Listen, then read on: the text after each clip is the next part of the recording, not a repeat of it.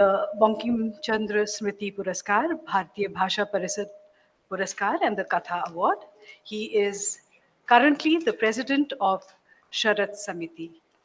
May I request Sri Vishwajyoti Sharma to join us on the dais, please. He is an eminent writer from Assam and has 7 novels to his credit, apart from numerous short stories, poems, articles in renowned magazines and newspapers of Assam. Annapurna Sharma is the author of 3 books, Melodic Melange, Wenjaya Med Jagu and Other Stories, and Silver Peacock Feather. She is a research scholar, short story writer, poet, editor, and nutritionist, and also book reviewer. Her maiden book of poems, Melange Tales in Verse, was awarded for excellence in 19 political books. Madhu Kankaria ji is a prolific Hindi writer with 7 novels and 10 short story collections to her credit. Her acclaimed books include खुले गगन के लाल सितारे, सलाम आखरी, पत्ता खोर, says पर Sanskrit, and Nandigram के चूहे. Keshav Malgi ji is an eminent Kannada fiction writer and translator. He has 5 short story collections, 2 novels, and various translated works to his credit. He is the recipient of a senior fellowship given by the Culture Department of the Union Government. May I hand the mic over to our chair, Shri Ramkumar Mukhopadhyay ji.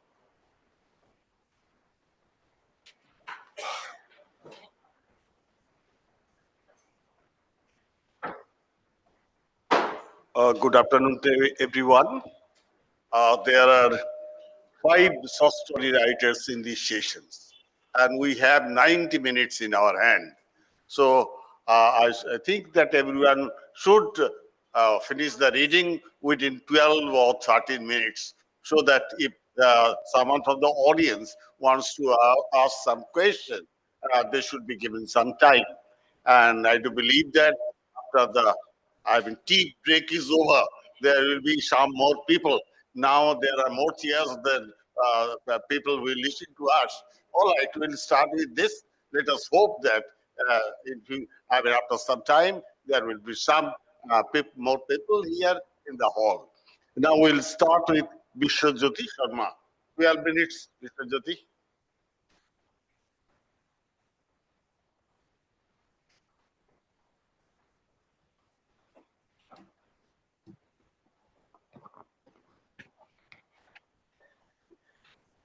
Respected chair of the panel, respected panelists, and ladies and gentlemen.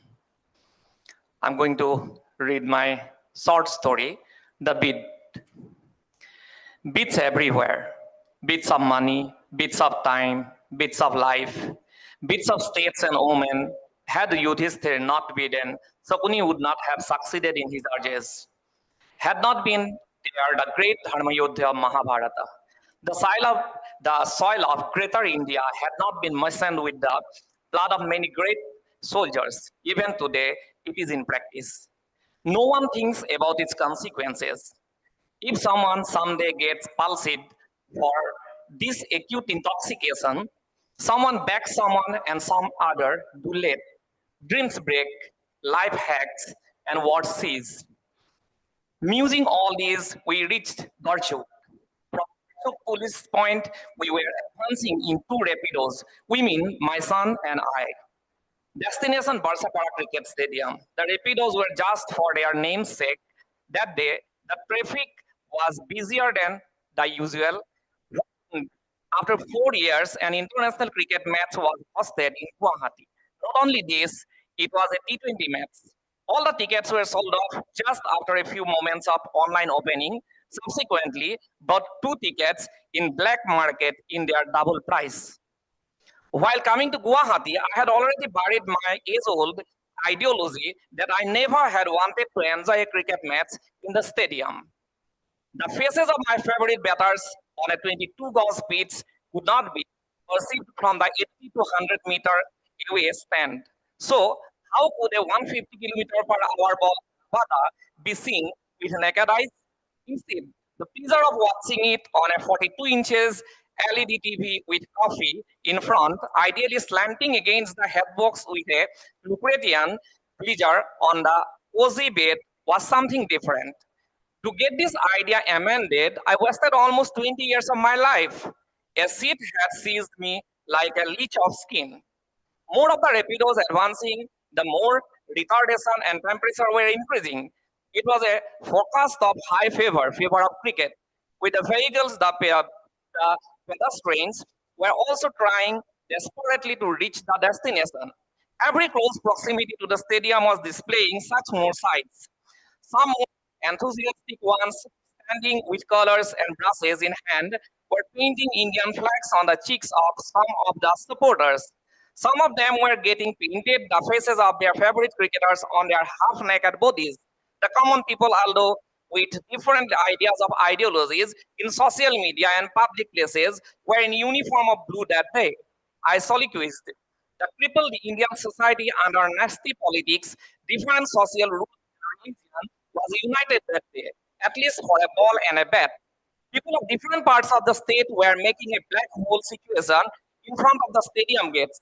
Some familiar faces I could recognize. One of them was my friend Dipankar. He has been keeping a warm friendship with me without any condition since childhood up to this age. Though we don't meet most often, our contact over mobile phone is almost regular. Dipankar's son, Rahul, was pursuing master's degree. Simultaneously, he was doing an online job, a good package he drew. Dipankar was elated. In such a time of job scarcity, his son was drawing salary of his own. Not only this, he was doing this in his early 20s. Dipankar's bosom welled up in pride. His son was a good stock market trader. He had multiple ACs in his home, and the ratio of luxuries of his home had increased significantly in the recent days. Out of excitement, he once said, "Now I won't have to think of money and expenses. Rahul is doing all this." A rebellious jealousy shook my mind. These matters are discussed in our home too. Abhijit also becomes desperate to earn a sum of money, ruminates about betting, trading, bidding, etc. But what else? I'm just a middle-aged, outdated fellow. Papa, you don't understand. You can earn up to 1 lakh in just 10 minutes. What do you mean? Is so easy to earn money in this world? Yes. Suppose India will take on Zimbabwe. Who will win? India. Everyone knows. Okay. Your answer is not the absolute. How? Because cricket is a game of uncertainty. Though India will win, as everyone predicts, everything will be normal. If Zimbabwe wins, there will be a chance, though very unlikely, and betting is fixed on it. If you bet for India, you will win just 1 or 2,000. But if Zimbabwe wins, you will win the jackpot. Really? Yes. You will get 20,000 or 30,000 ADM bidding, just 2,000. It's not a fairer than a gambling. It is the problem of your generation. It's betting, Papa, not gambling. How dare you think so mean? You still don't understand, Papa? Now betting is legalized in our country. Akash Chopra, Vikrant Gupta, or Saurabh Ganguly promote all these apps. It's quite open. Why IPL is so popular? Do you know? Very simple. A cricket-run country with 140 crore population now visits smiles meaningfully. No, it's betting. There are fewer numbers of spectators in IPL matches. Why? Who wants to enjoy so many matches for more than 3 months? Very few people enjoy the match. Maximum others invest in betting. A match is betted more than several hundred of crores. He said this and shifted to the channel Akash Bani by Akash Chopra. Cricket की पूरी कहानी you get only in Akashvani. Game India ने जीती है लेकिन बाजी आपुन ने मारी है क्योंकि आपुन के टीम के कप्तान थे Hardik Pandya. With the analysis of game, he said that the promo of betting apps like My 11 Circle or Probe are on the top. At last, in a low volume, he read the statutory tag. इसमें जोखिम है और लत लगने की संभावना है। कृपया ध्यान से खेलें। Seeing this, I went in flashback. For the last 30 years, in Tiniali or our village, a poker game, Jandi Munda, had been held in front of small wooden rectangular soap. Father called it gambling. Besides the soap, There ran a local wine factory of Horan. Some others played tin patti after consuming that local liquor. Father also always said, one who gets involved in consuming wine and gambling, he will definitely ruin himself. The intoxication of wine destroys the consumer only, but gambling destroys whole family. So be careful. Do you understand now? The question of opposite brought me back from the age-old back and black and white film to a 3D one. I got what you have explained. In fact, I got more than that. And you try to understand what I say. First of all, don't try to befool me because I am your father. And secondly, it's your time to study. So be a worshipper of Goddess Saraswati, not of Lakshmi. If you do this, Lakshmi will automatically come to you. If you incline to Lakshmi, surely Saraswati, she will say adieu to you. After a long awaited half an hour, we entered the azal of shops and houses. Cars could not enter. Even the bikes could hardly make any progress. The situation was just a duplication of the Puja festival, specially 15 years earlier.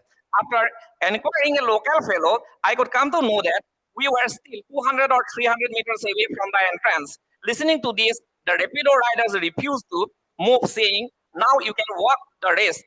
Bikes are not allowed. Besides, police are there. I refuse to follow because in front of me, some two-wheelers were still advancing. My son occupied two seats in front of the VIP stand. The mass gathering had raised the mercury level. Abhijit felt thirsty and I searched for water.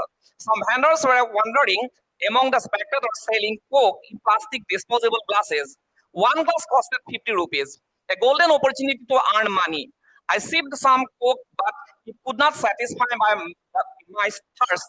So I bought two glasses of water and offered one to Abhijit. He gifted me a mouthful of smile and showed me two or three Indians supporting South African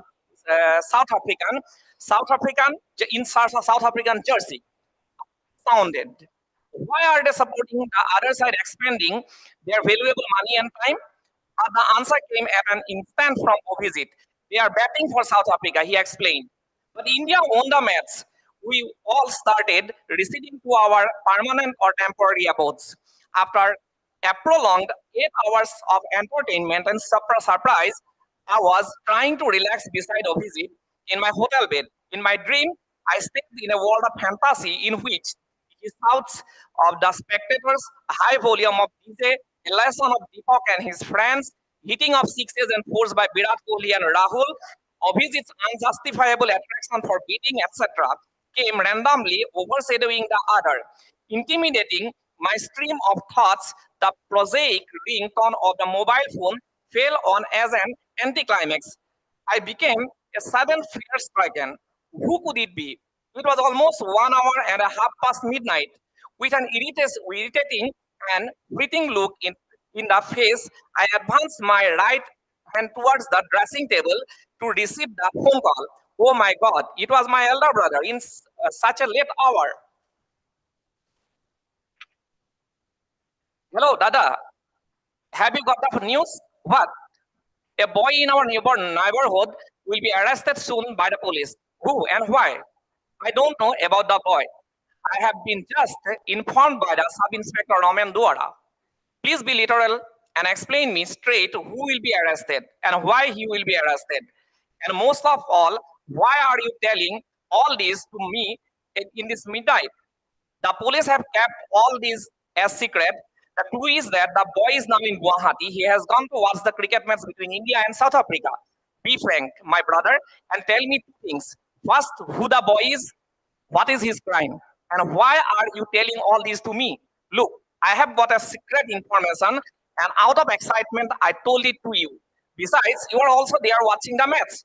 What is his crime? Some online betting kind, and that fellow hacked someone's bank account. My heart sank. I looked at Abhijit. He was in sound sleep with the mobile phone by side. Should I ask him? Was there by a ghostly quagmire of thoughts which had no rhythm, no meter, no music, or no words to express. As I could not vent out anything, I tried to fall asleep. Waking up at dawn, I picked up the mobile phone almost in a frenzy. Already 3 missed calls shown in the screen. It was already 9:15. With pummeled fingers, I scrolled the mobile phone to check the WhatsApp messages in a preoccupied concern. A video from my brother. I clicked it. Rahul had been arrested. It was evident in the clip that he was no other else but Rahul. The news with that described everything. In the news, Dipankar had also been questioned regarding the upbringing his child and his social status. I sighed a long relief. Obviously, it was still sleeping. I looked at him with affection and some intricate feelings that I can't explain. My mind was occupied by some hedonistic as well as engulfing grips. Thank you.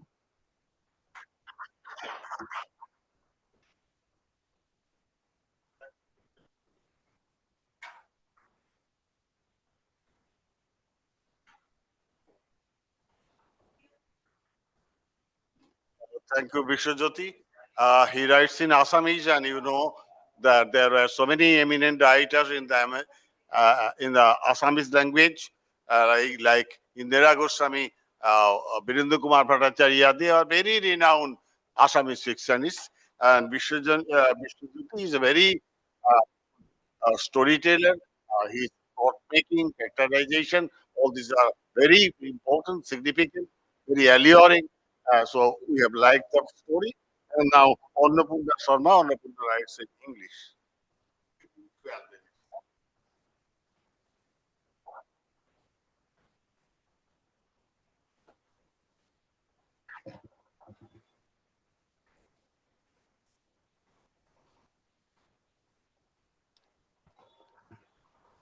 Respected Chair, panelists, and audience, good evening to all of you. I am from Vijayawada.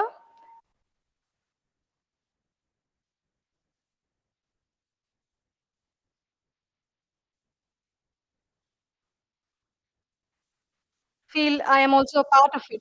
So I would like to thank Sahitya Academy for giving me this opportunity, this wonderful opportunity. The title of my story is All Things Good. The theme of the story is Positive Outlook.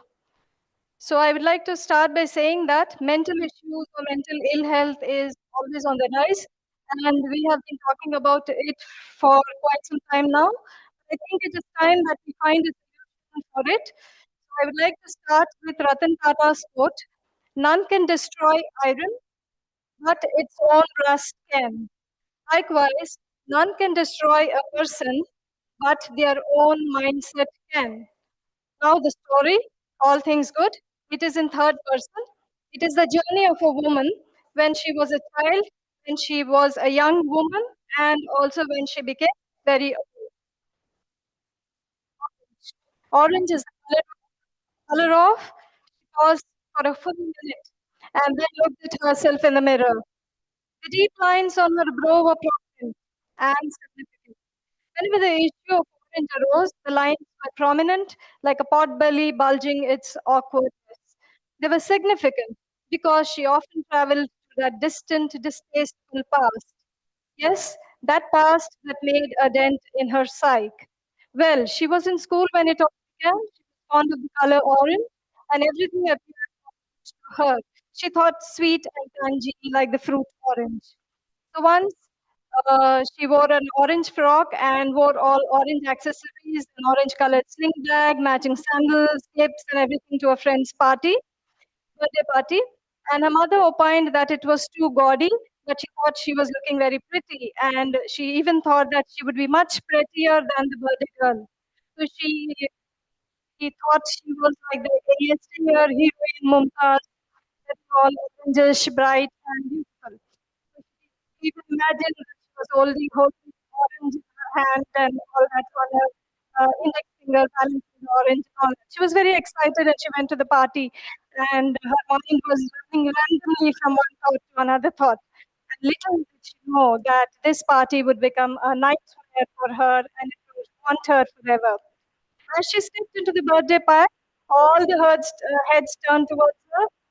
There were about a dozen kids who were around 7 to 12 years old, all very simple and fun-loving, and their innocence and immaturity was pouring out of their little selves as though some pristine waters gush out of the springs. They left the birthday girl and they danced around her and they clapped and loudly they started singing and they were admiring her attire, the brightly colored orange, and that she draped from head to toe. She smiled, she felt shy because she didn't expect them all to behave in that manner. And even the birthday girl walked up to her and she said, "You were looking very, very pretty, nice orange dress and a nice bag and all that."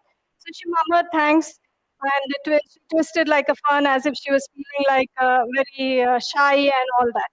And then there was this big girl called Roma who was very huge for her age, and she said, "What's so beautiful about her?" And her voice was so loud that the others stopped clapping and they looked at her. And when she said, "She's like a sannyasi, you know, those nomads who wander aimlessly singing like mad people wherever you see them." And Roma started laughing, and her laugh echoed in the silent room. And there was this another girl who said, "Sannyasi, I have never seen a sannyasi before." And then another girl say, "Well, Roma says, well, see, now then, they're all dressed in orange colored clothes and all that." When someone asked, "Why orange?" "Because orange means no life, like all of us have." Then another asked, "What, no life? What do you mean?" Then, "You mean she won't dance, she won't sing, she won't play like us?" Then another studious girl asked, "Then will she read and write like all of us?" "Oh, what a relief. No need to study at all," said another backbencher. So, like that, there was a lot of people saying a lot of things. And Roma said she's like those sadhus outside temples with beads around her neck and all that. So, she looked at herself. There were indeed beads, orange colored beads. And when she thought she was very beautiful. Now she felt the beads were like a noose around her neck. So someone said, "See, a solitary poor girl," and everybody started thinking in that manner. When everybody was saying all that, they were all naive and pure at heart, without they don't even know what they were saying. They just said whatever occurred to them. But immediately the whole ambience turned very pathetic, and tears dripped down her eyes.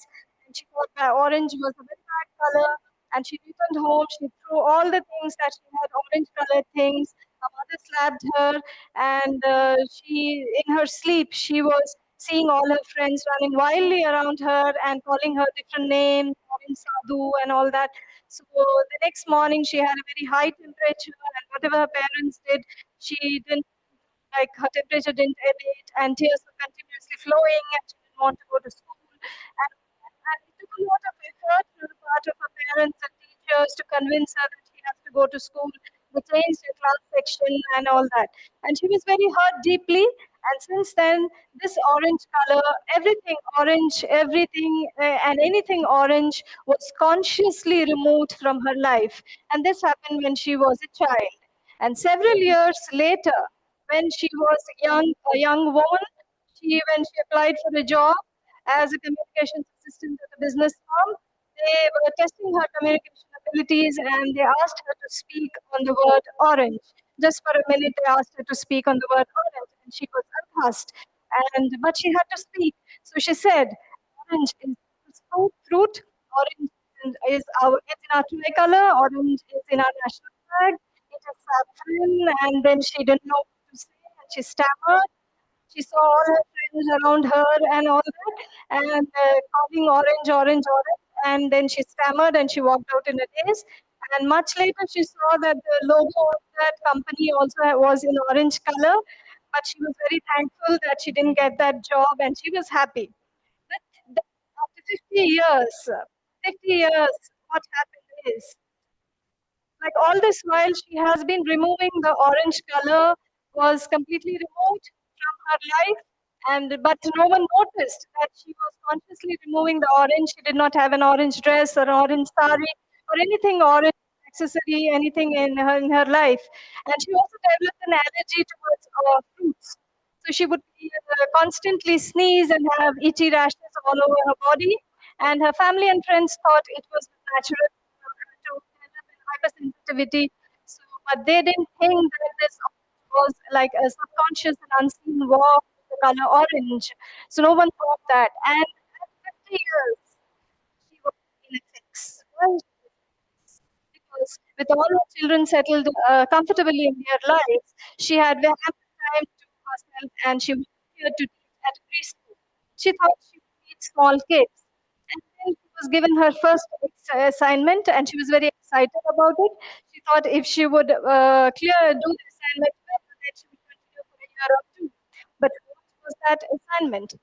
She was very worried because the very first day she was asked to introduce the color orange to the kids. And how would she do that? Would she back out? She didn't know what to do. She paced the room back and forth. Then she glanced at the flower pot in the balcony. The orange colored firecracker flower was swaying freely with the wind. The maid said, "Amma, see how beautiful that flower is? You asked me not to plant it. But see, the seeds from the neighbor's plant have flew with the wind and have come here. And without our involvement, only the plant has grown and it's such a beautiful orange colored flower. Do you want me to remove it?" The maid went closer to the plant. She caressed the plant and she said, "No, I won't remove. I won't remove it, Amma. It is nice. You said fungus will come, but I won't remove. Doesn't matter. When it comes, we'll think about it. Orange is the color of tomorrow," she said. "See, look at the sun." And the maid was continuously blabbering and she hurriedly walked into the house and then she sat at the desk and she wrote. Orange is the color of freshness. Orange is the color of orange. Orange is the color of dawn, of dusk, a flicker of hope, of being together. Orange is the color of all things good, all things good. The color orange is vibrant. It is the color of life, of warmth. She understood she had to find a way out of her own fears. Who else will? I would like to end this story with Raina Maria Rilke's quote: "The only journey is the journey within." Thank you.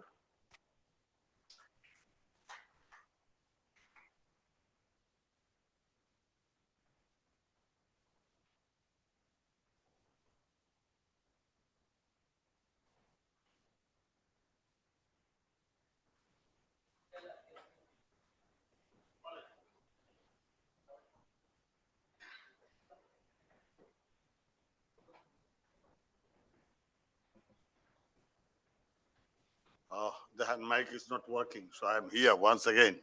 It is good for health that once you walk up and go down, losing of calorie. And then Madhu Kakaria, a Hindi fiction writer.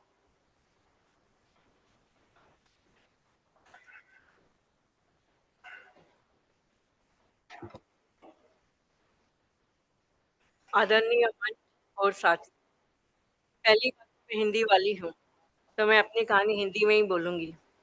दूसरी बात ये है कि मुझे समय तो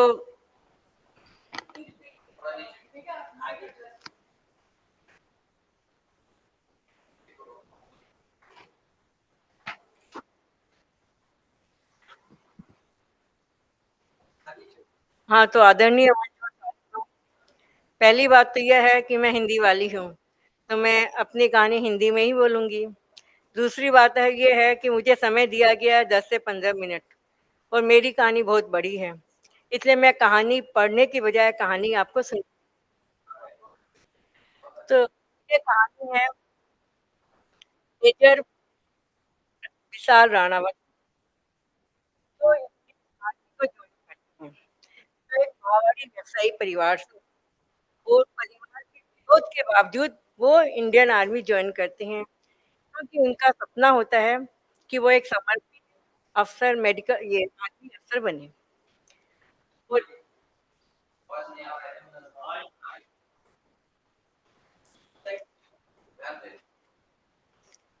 क्या करूँ मैं, बोलूँ या नहीं बोलूँ?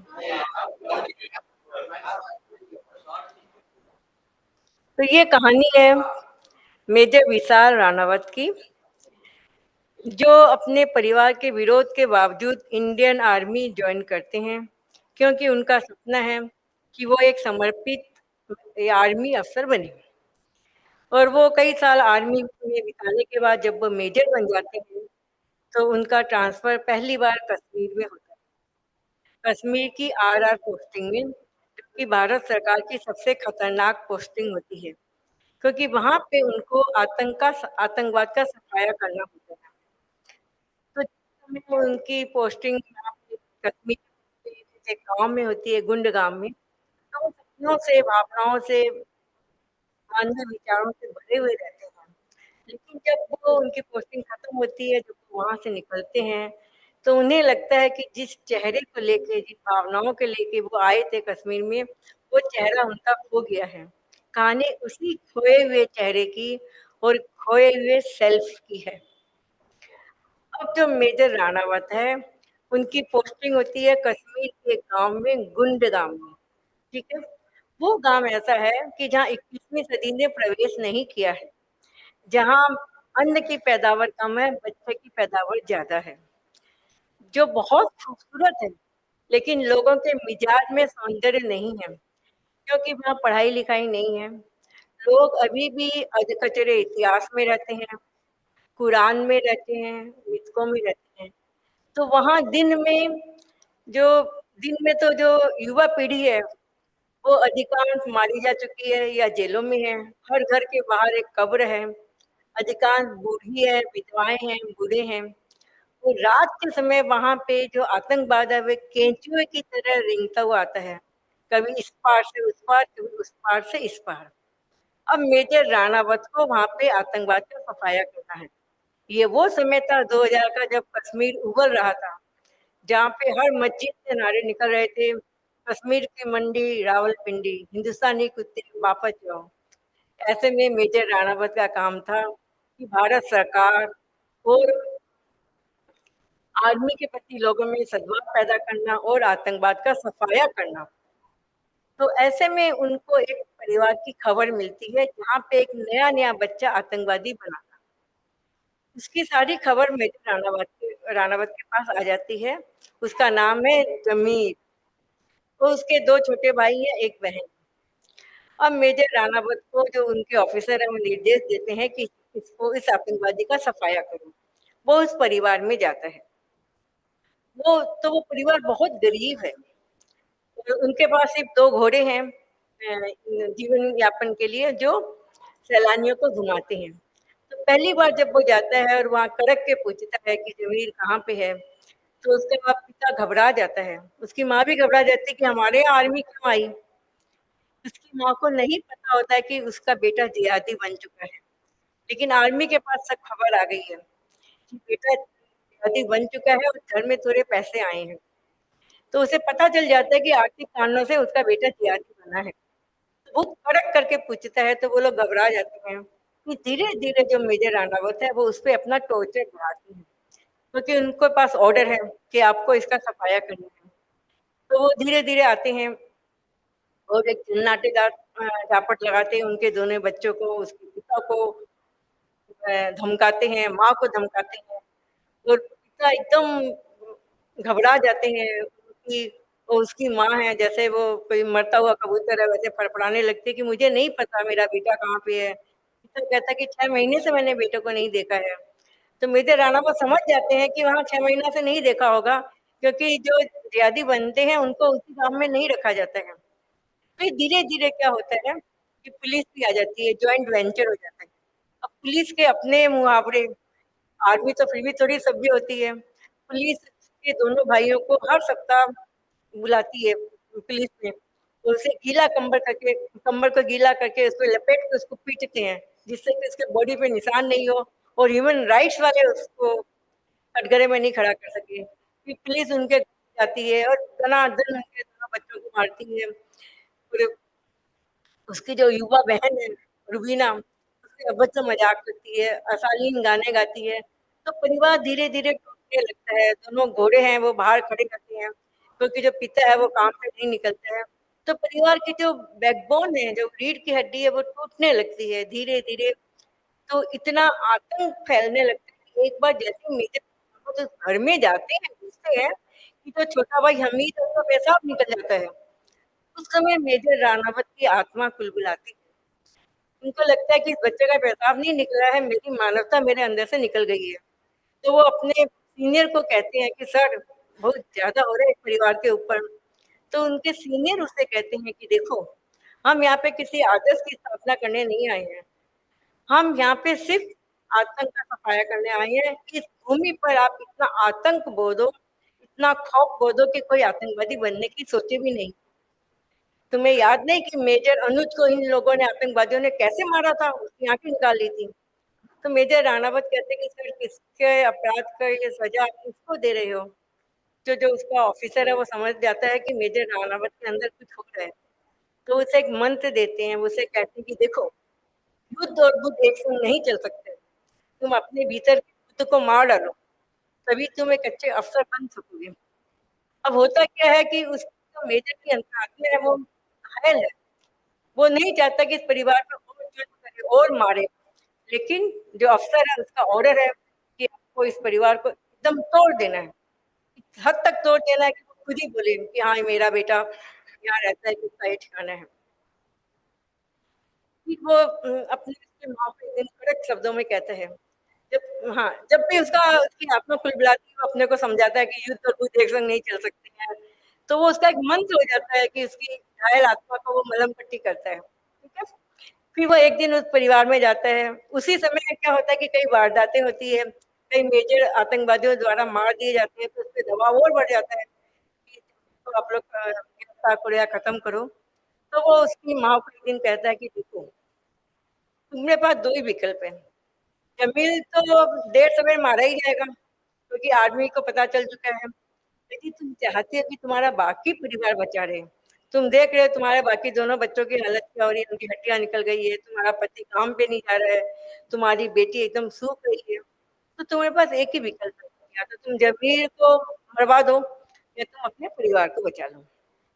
उसको विकल्प कहते हैं। तो वो एकदम उसकी आत्मा एकदम फड़फड़ाने लगती है माँ की, वो कानों पे हथेली रख देती कि नहीं, मैं जमीर को नहीं मरवा सकती। लेकिन धीरे धीरे ये होता है कि परिवार टूटने लगता है, टूटने की कगार पे पहुंच जाता है। तो एक दिन जब वो मेजर राणावत वहाँ पे घूम रहा होता है, पेट्रोलिंग कर रहा होता है, तो वहाँ उसको बुलाती है, वो बुला के उसे कहती है कि कल वो आ रहा है।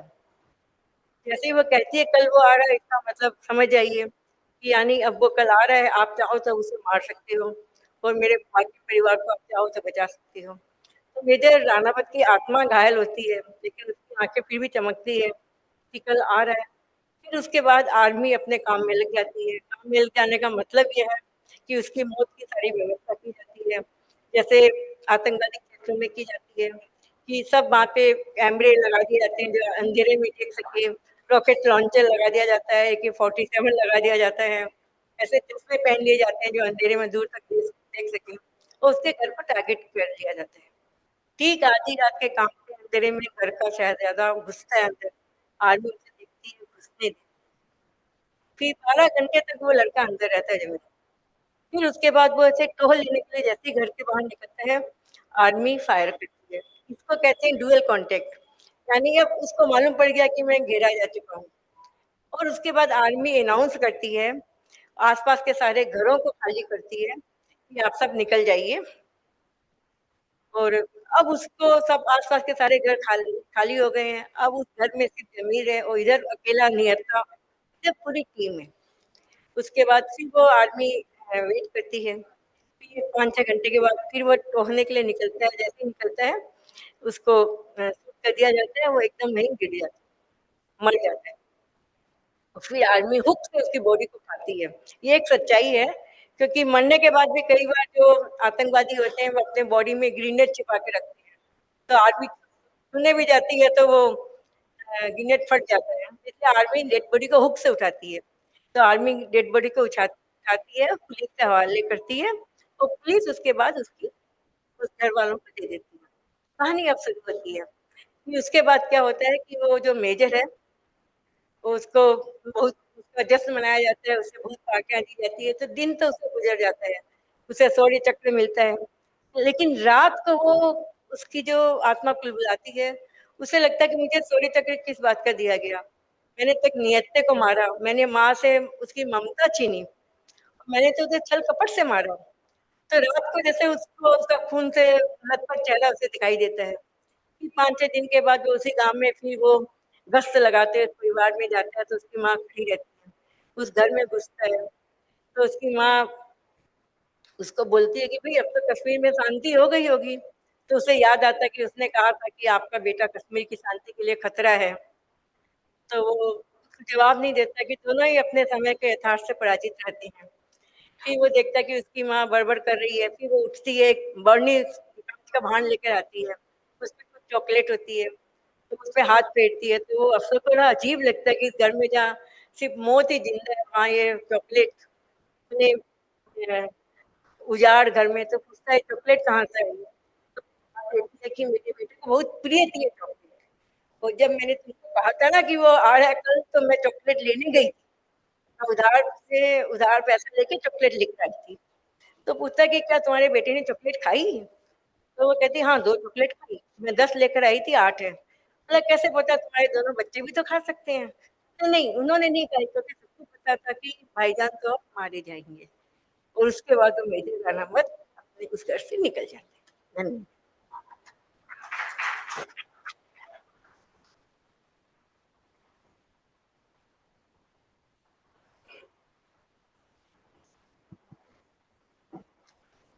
Writing short stories, that is a new phenomena. Only from 1870s onward, we are writing stories. Earlier, we used to tell stories. There was the oral tradition. Our mothers, aunts, and those elderly people used to tell us that stories, usually folk stories.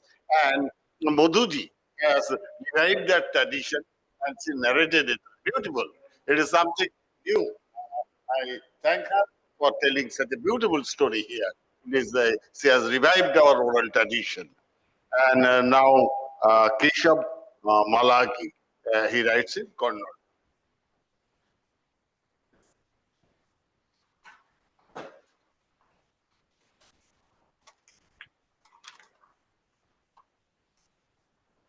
Good evening.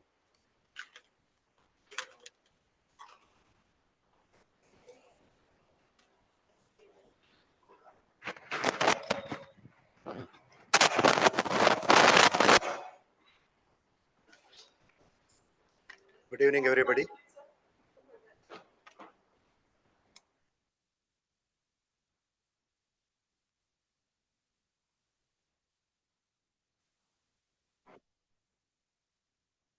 Good evening.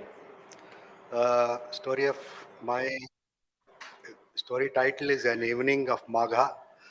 Magha is a month in Hindu calendar, which the title of the story is An Evening of Magha.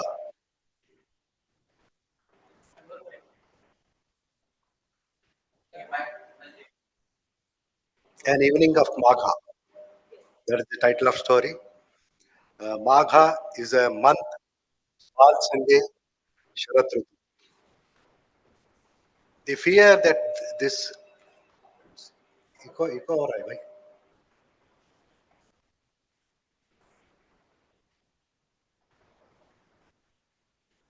Fear that this relation could not survive had weathered like a dried leaf caught in the depth of soil, melting away into nothingness. Time's cruelty had made it impossible to preserve the bond. Yet, as they say, it is not the experience that is sweet, but the memory. Nothing could be forgotten. In life, whenever a crisis arose, suffocating like scorching summer heat, a divine breeze would sweep in, filling the lungs with the will to live, regenerating the face, body, and mind. It gave the strength to rise above moments of despair, with shoulders of burning, and to the march forward. Old memories were unraveled thread by thread, woven into nets, undone, and then knitted back together. A world within, detached from the reality outside. A world where humiliation, cutthroat competition, the madness of survival, the trampled others, and ultimately brutality reigned. Yet all of it was real. Inside the world I had built within myself, nothing was real. Was it a dream or an illusion? Before I could discern, it melted away, leaving behind a fleeting moment of happiness. Still, there was a peace, comfort, and sense of purpose. The fear of losing began when the matriculation exams loomed close. 2.5 years had drifted like restless clouds in the sky. Upon returning to the village, enrolling in the school, making new acquaintances, and being invited to neighbors' home, tea and snacks, all of it had become routine within a week. The village had embraced me as one of its own. A small group of boys, girls would visit the Nagareshwara temple early in the morning, meeting at dawn, receiving the temple's sacred offerings, and heading to the school had become a ritual. Those struggling with studies would attend extra maths and science classes. When I joined this little group, her friendship grew even closer. While I wore city style terracotta shirts and pants, she adorned herself in a colorful flower patterned skirt. After classes, we would take a long route home, chatting along the way, passing by the paddy fields. But as we walked side by side, her breath quickening like a spouting bird, I felt myself melting into snowflakes, albeit sweating internally. I wish this happened. I wish this happiness would last forever. Once, after watching a tragic Telugu movie at tent cinema, we were all crying as we walked home in the dark. I tripped and hurt myself in the stony path. Her mother applied a homemade bandage and tamarind paste to my wound and gave me warm milk mixed with turmeric. She said, "Drink this before bed and you will feel better." The warmth of tamarind poultice, bandage, and aroma of turmeric milk lingered in my memory over 3 decades. After the exams, the family packed up and moved to another village, leaving behind small town where everyone knew each other. With that move, my connection with her ended too. The fear of examination preparation had subsided, but the fear of losing her taken its place. I just wanted it all to be over. When she came to my home to borrow books, I would stammer, "I will bring the notes." While others discussed how they performed in the examination and also how marks they get uh, in the might score, we were lost in our private sorrow. "You will forget me, for sure," she would say. And I would reply, "Never. I swear on Lord Nagareshwara." I argued. She gave some sage advice: apt for science, write me letters, and never forget me. She was weeping her tears. "You should write too," I said, myself uh, respecting, holding back my tears. Now, along 30 years, I navigate life, all the problems, growing belly, office politics, and rare promotion. But the small village keeps calling me back. Just other day, a letter arrived inviting me to an alumni reunion and school renovation event. The event, the invite was so compelling that it seemed to change the routine and mundane course of my life.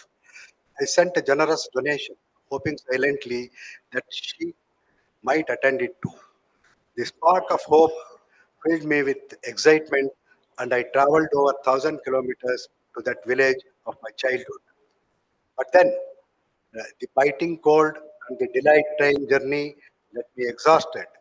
When the train finally arrived at deserted station around 3 in the afternoon, I was only one to alight. I hadn't taken 4 steps when I heard the voice.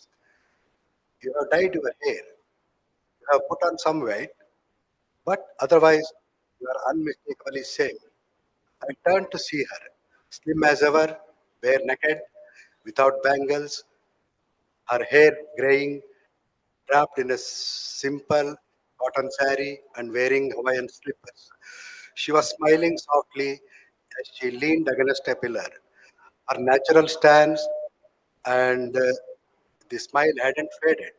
The charm of her aging face, it all seemed to be bridge a gap over 3 long decades. The train was so late. Who would wait? I sent everyone home. You must be tired now. Let us talk about your family later. Give me that bag, she said, almost snatching away. Uh, seeing, seeing me stalled, she patted on my back, gently said, "Why are you so nervous? It's me. I have just grown old, that's all." Confident that I would follow, she led the way into village. Let us cross these jowar fields. I know you like the aroma of Sintani, which is roasted young jowar cobs, very much, she said. She went on chatting, unmindful of whether I was listening. Abruptly, I asked her, "Why did not you get married?" This is my world. It's all here, the village, the school, the boys and girls.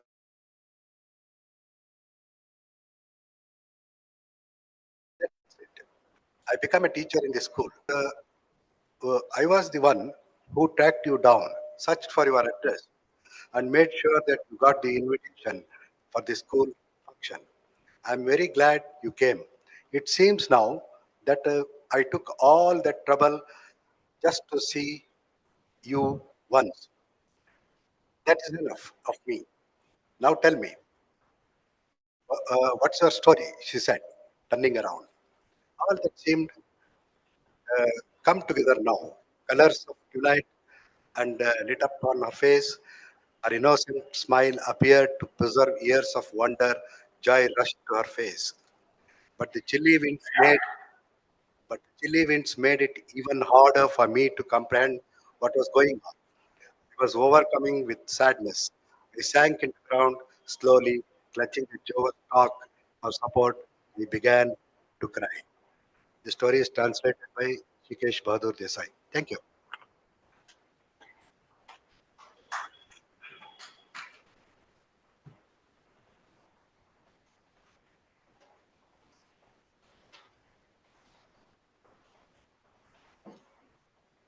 Thank you, Keshava Malagi ji.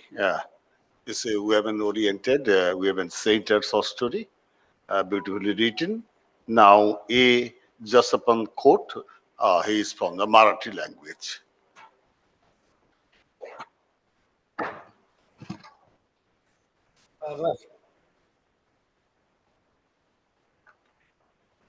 नमस्कार. मी अप्पासाहेब खोत, महाराष्ट्र कोल्हापुर, शौन महाराज के नगरी से आ रहा हूँ. मैं आपके सामने मेरे मराठी कथा हिंदी में भाषांतरित की हुई पेश कर रहा हूँ. हमारी मराठी में जैसे हिंदी में मायका और ससुराल कहते हैं, जैसे हमारे मराठी में माहिर और सासर ऐसे बोलते हैं. इस आधार पर कहानी जो मराठी में है उसका नाम है माहेराची वाट. इसका भाषांतर कुलकर्णी मैडम और मैंने दोनों ने मिलकर किया है. कथे का नाम है मायके की राह. राम और लक्ष्मण दो भाई थे. ताई उनकी छोटी बहन थी.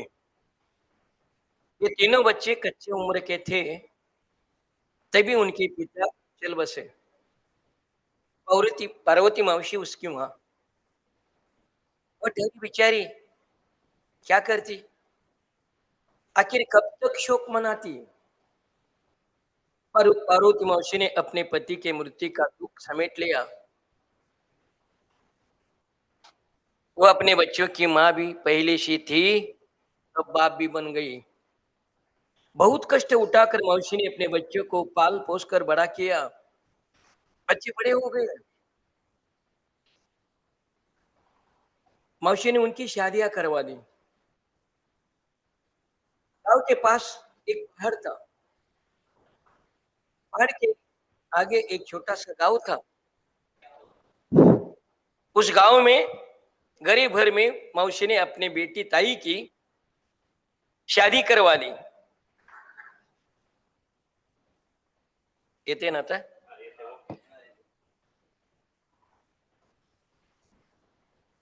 मौसी ने अपने बेटी की शादी करवा दी।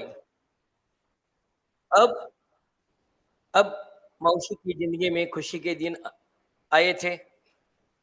ऐसे ही कुछ दिन गए और कुछ साल भी गुजर गए, लेकिन तकदीर में और कुछ लिखा था। लेकिन तकदीर में और कुछ लिखा था।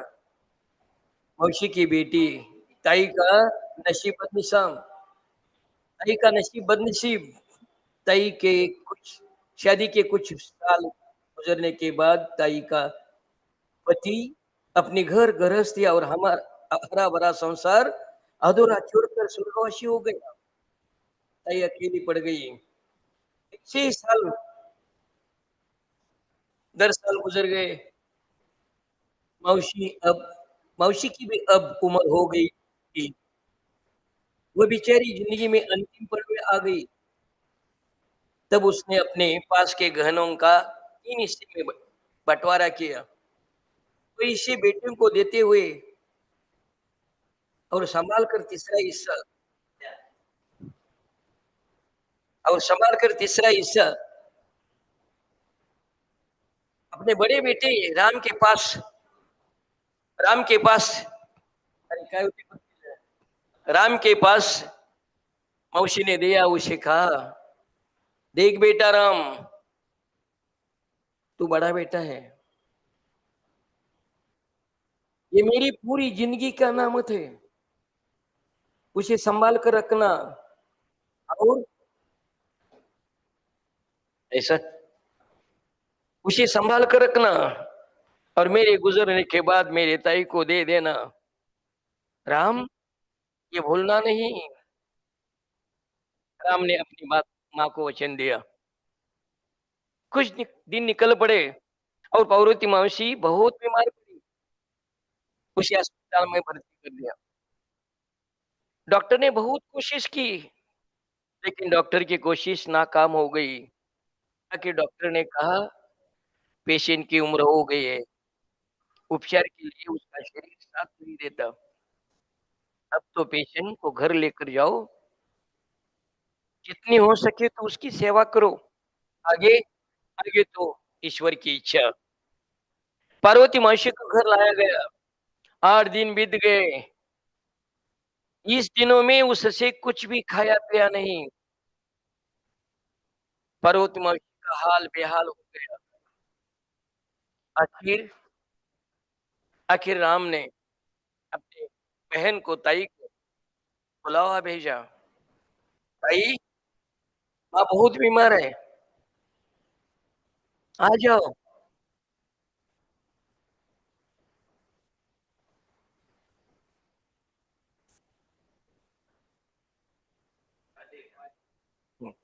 खबर मिलते ही आंसू भरे आंखों से ताई मायके की राह चल पड़ी। ताई आने वाली ये खबर राम और लक्ष्मण को दोनों बीबियों को मालूम हो गया। तो दोनों बीबी ने राम और लक्ष्मण के कान भरे। वो बोले, उसने बोल दिया, सुनो जी, ताई को गहने देने की कोई जरूरत नहीं। हाँ, कोई जरूरत नहीं। उसे कहना, गांव के पास की जमीन पड़ी हुई खरीदने के लिए माँ के तुम्हारे भी गहने बेचना पड़ा। दोनों भाई तो जीरो को गुलाम।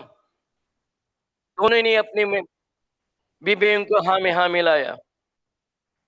इधर इधर दुख भरे मन से और बहुत भाग दौड़ करके दोपहर में ताई आ गई।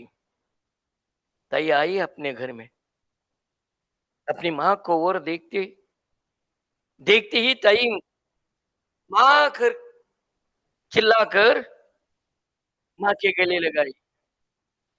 ताई ने अपनी माँ की ओर देखा तो उसे लगा, ये मेरी माँ कैसी है? अस्थि पंजर। मैं अस्थि पंजर को गले लगी हूँ।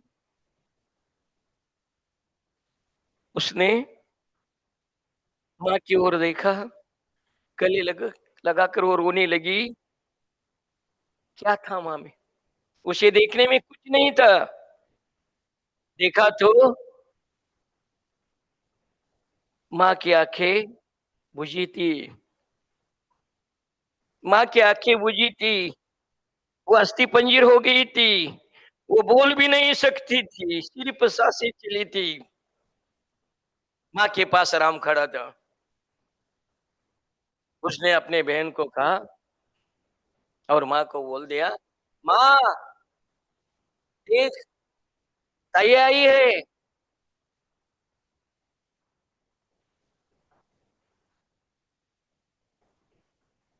ये सच था, मौसी का शरीर अस्थि पंजर हुआ था, आंखें की रोशनी चल गई थी, वो बोल भी नहीं सकती थी, सिर्फ सांसें चले थे। और राम ने कहा, आवाज की ओर अस्थि पंजर माँ ने देखा, बुझी हुई आंखों से राम की आवाज पर देखा, उसे देखने में कुछ नहीं था। बुझी हुई नजरों से मौसी कहना चाहती थी, देख बेटा राम, तू बड़ा बेटा है मेरा, मेरी ताई आई है। पूरी जिंदगी में तुम बेटों के लिए मैं जितना दे सकती थी उतना ही ज्यादा दिया है मैंने तुमको, सिर्फ मेरे ताई को कुछ नहीं दिया, मेरे ताई को कुछ नहीं दिया। अब अब उसके हिस्से के गहने उसको दे देना। राम, राम तुमने मुझे वचन दिया है, वो निभाना मत भूलना। अब तो मैं शांति से मर जाऊं। इसके बाद मौसी की तबीयत और बिगड़ गई। तई अपनी माँ की दिन रात करके एक करके सेवा करती थी, लेकिन लेकिन टूटे हुए पेड़ों को पानी डालने से क्या फायदा। मौसी की तबीयत और बिगड़ती चली गई। तैसे हर एक गांव में होता है, वैसे ही आखिरी पल गिरने वाले मौसी को देखने के लिए आड़ो पड़ोस की औरत आज आई रही थी। उस औरत में एक औरत थी, वो ताई के पास आ गई। ताई अपनी माँ का सिर अपने गोद में लेकर बैठी हुई थी। वो औरत ताई के पास गई और चुपके से बोली, उन्हें बताया, देख ताई, तुम्हारे भाई ने तुम्हारे गहने का हिस्सा हड़प लिया है। ताई, अब तुम्हें वो गहने कभी नहीं मिलते। ये सुनकर ताई का गला भर आया, आंसुओं से भर गई आंखों से। उसे मन में आया गया और उस पल ताई के आंखों से एक बूंद अपने माँ के सिर पर गिर पड़ा। और उसी क्षण, उसी पल ताई की माँ उसे छोड़कर चली गई। ताई ने देखा माँ गई, ताई माँ करके चिल्लाई, गला फाड़ फाड़ कर रोने लगी। ताई के मन में आया, मेरा बाप गया, मेरा पति गया, अब मेरी माँ मुझे छोड़कर गई।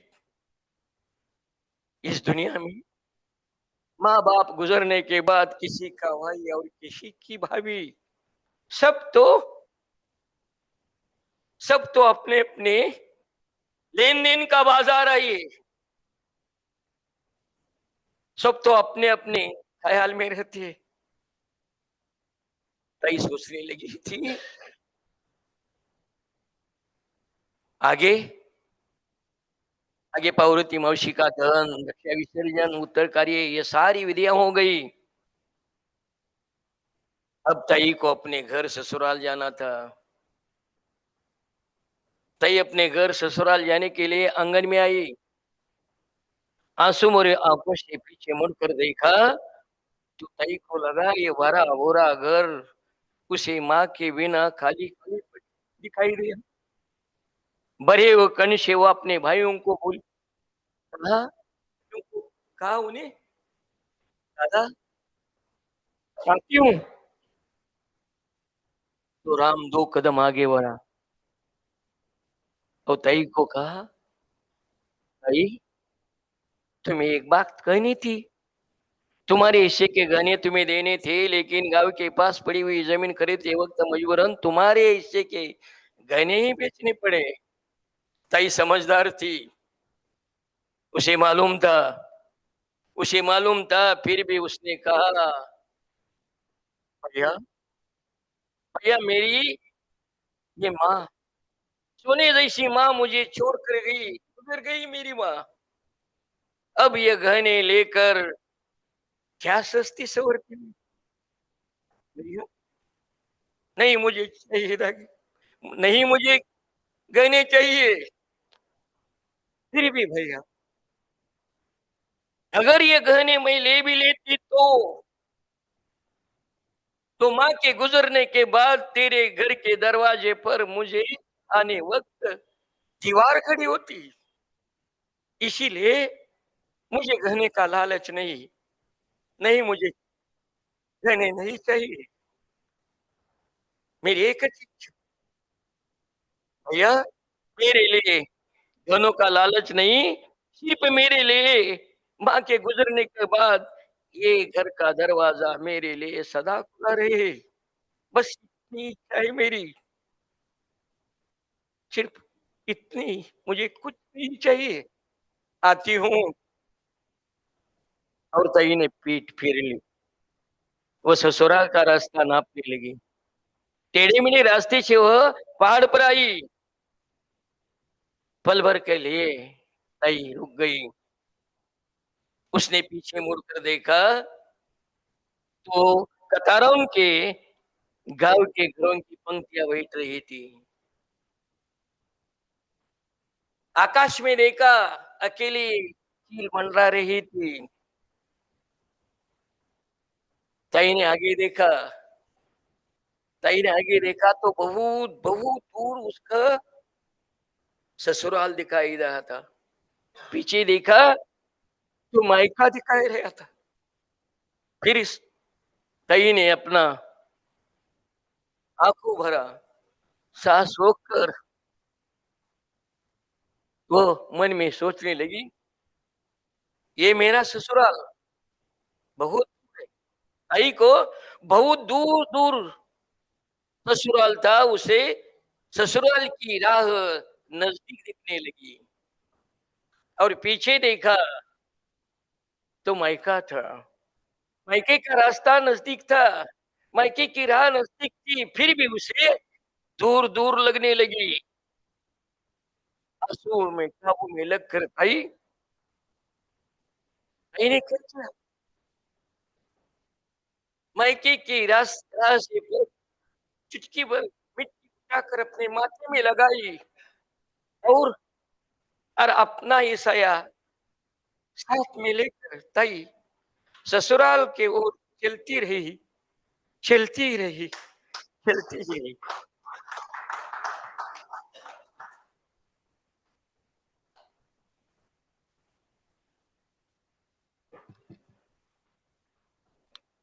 Joseph Kuti is not only an excellent short story writer, but he is a very powerful narrator. The way he presented the story, it is really very astonishing. Now, there is some time, and Sahitya Academy has told me that if you read a story, you will get some honorarium. So I will have to read it. Very short story, very short. The title of the story is The Stars. Budnath Chowki is going to Diamond Harbour to watch the solar eclipse. Budnath is not the kind of person to go watch an eclipse. He's a working man. He makes pandals for a living. His men are busy planting bamboo poles in the southern suburbs of Kolkata all year long. Bamboo poles marked BC, B for Budnath, C for Chowki. The poles are joined to each other, and suddenly the skeleton of the pandal is in place. The tarpaulin makes an appearance then to cover the bones. Then comes the colored cloth as per the occasion. White for the shraddha, yellow for the wedding, maroon for the birthday, red for the leftist, green for the nationalist, and saffron for the avatars. Finally, It is their turn, the motherless, unfortunate Ojoy Omor Onita, the fortunate Bipul Piu, Sukumar Sulekha, Sujoy Soma. The Shraddha and the weddings are punctuated by seasons of treachery of the center and harassment of women in the state. The microphones then resounds with the fervor of protest. Once they have left, Budna Chowki plays host to the chief guest of the annual club sports competition, Saurabh Amol Soilen. So many heroes and heroines have also ascended on Budna Chowki's on Budna Chowki's platform. One can only think of two who are left, Mithun Chakraborty and Hema Malini, but one does not expect them to join the group too. Budna Chowki's parties are a bit weak, coughing up even 25,000 for a Durga Puja pandal reduces them to tears. 25% on the day the work start, another 25% on the day of Sushti, 20% on Saptami. The remaining 30% is to be settled in front of the Mother Durga, Goddess Durga, before Astami gives away to Navami. A lot of persuasion, coaxing, and cajoling may yield 20% to 20,000, or 1,500 invariably remain unpaid. Stars the now they want to go to Diamond Harbor to watch the solar eclipse. They are going in a tempo, and Budnath is also with them. He is carrying some utensils so that he can prepare papod in the during the solar eclipse in Diamond Harbor. The tempo has now left Kolkata. It is moving towards 24 Parganas. One can see vast stretch of the sky from here. A vast canopy of darkness stretches out above. More stars are visible here because of the darkness. W, a higher secondary examining and cultural secretary of the Sunshine Club, narrates the tale of the stars. It is because of Bhutnath Chowki's enthusiasm and Sunrise Club's initiative that the 9 club members and Bhutnath, the club decorator, have embarked on this journey to Diamond Harbour. Perched on top of the tempo, Gablu provides some running commentary. I quote, "We do not know about all the stars. The stars we can see and the stars we know of add up to around 10,000. Around 5,000 of these stars are visible to the naked eye. To see the rest, one needs the binoculars and telescopes." Budnath calls out to Vijay Rai, the Secretary General of the club. He says, "Here, pass me your telescope. Will you? Let me count the stars. Let me see if this W is fudging the numbers." Holding his telescope out, Vijay says, "Look through the narrow end, otherwise you won't be able to see the thing." Budnath says, "So what? Uh, so you have to see it from the if you have to see it from the other end if you want to see the telescope. No problem. Either way, you get to see either the telescope or the sky." Talking, taking the binoculars off his eyes, Buddha says, I quote, "One of the stars is your mother, another your father. The death of every human being is marked by the birth of a new star." Uh, then the political general secretary of the club asked, "So do you know your father? Do you see your father in the sky?" Buddha sighs, his eyes on the Kritika constellation. He answered, "No one knew him. Not one of us, not one of us 8 siblings. The father just did his bit and was gone." Everyone said, "But I recognized him all right. We used to live in a one room shanty in the southern part of Kolkata city. There was not enough space for 10 of us.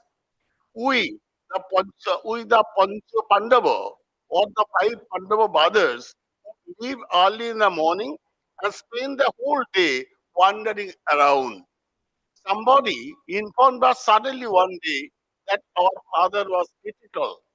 We ran back home.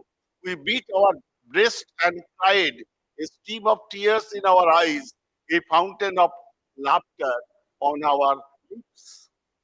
What have we asked our father? What have you left for us, Baba? Stroking his white beard, stroking his white beard, Baba pulled out a few strands, said Budnath. He gave one to each of us. Seven siblings wept on the strands of hair clasped in their hands. I stood in one corner, the strand of hair in my hand. I thought, since I had not been able to do anything for my father all his life, I might as well pay him back in his own coin now.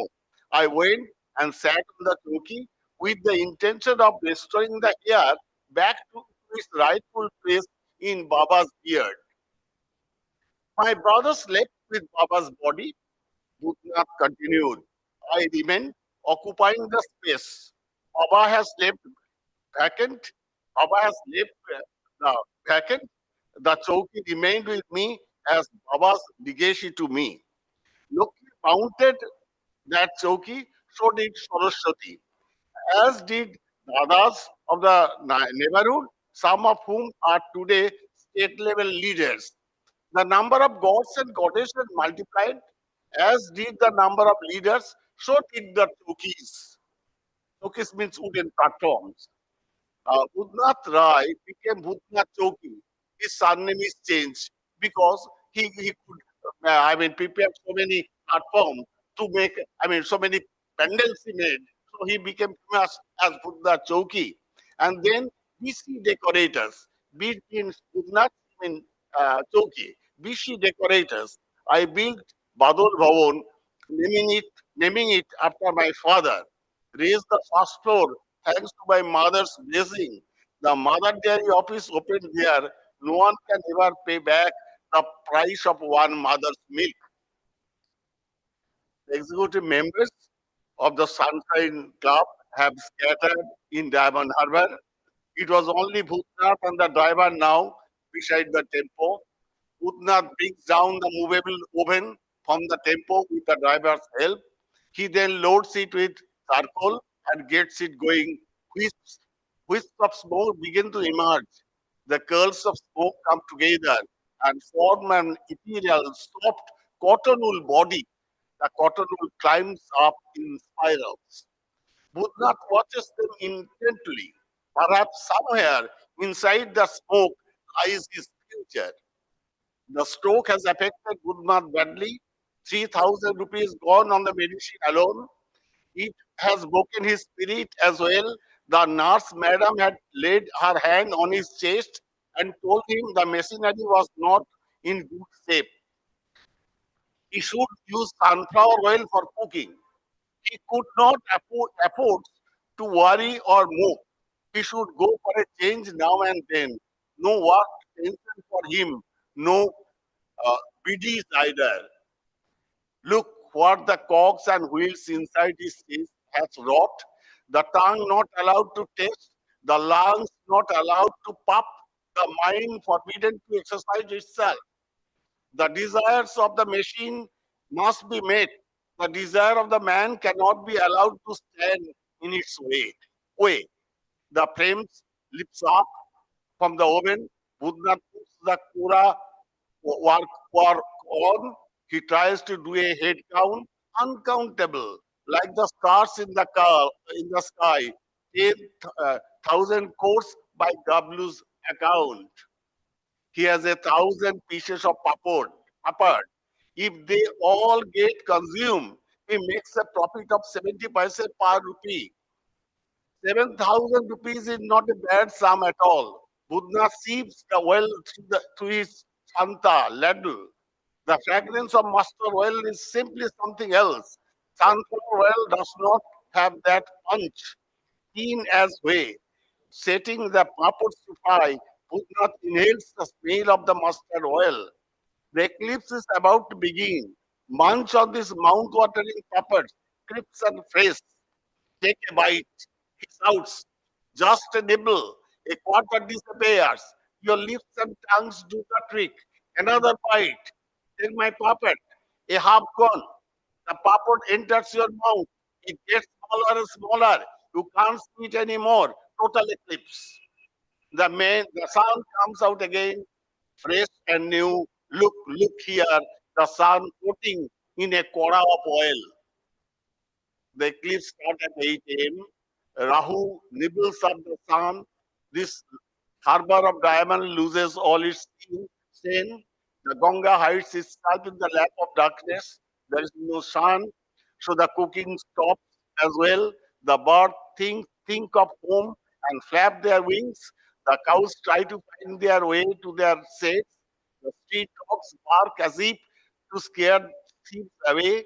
The eyelids come together. Sleep settles drop by drop on the eyelids, weighing them down. Dreams momentarily manifest themselves in one's heart.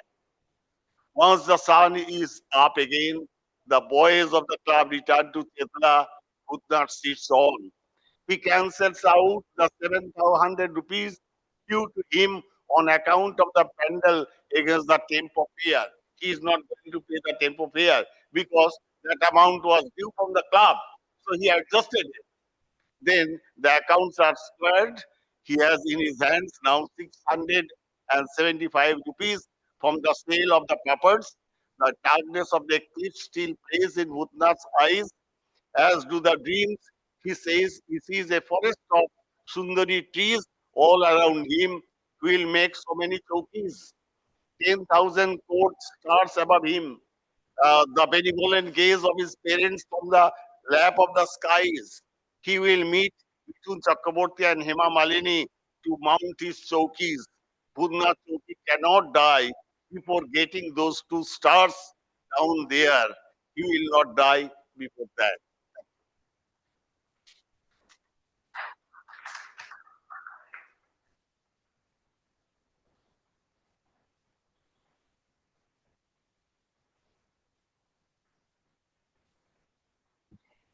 Thank you very much, sir. We've heard some beautiful short stories today, some very powerfully read, some very emotional, evocative, some resonating with us, and the others driving us to tears. Thank you for this wonderful session. I request you all to come forward so that we can take a photograph. In the meanwhile, the session with Upanyu Chatterjee will start in just a short while from now in the Brahmaputra hall. So go there.